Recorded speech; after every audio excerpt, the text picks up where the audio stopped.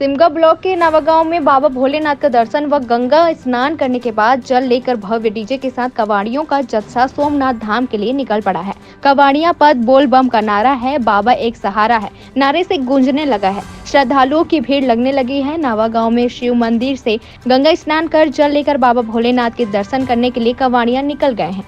पिछले 3 वर्षों से कवाड़िया पथ व सोमनाथ मंदिर भी सुना सुना था, लेकिन इस वर्ष बाबा भोलेनाथ की भक्ति को लेकर कवाड़ियों का जत्था नवागांव से जल भरकर पैदल बोल बम के जयकारे के साथ चितावार देव होते हुए सोमनाथ धाम के लिए प्रस्थान कर रहे हैं।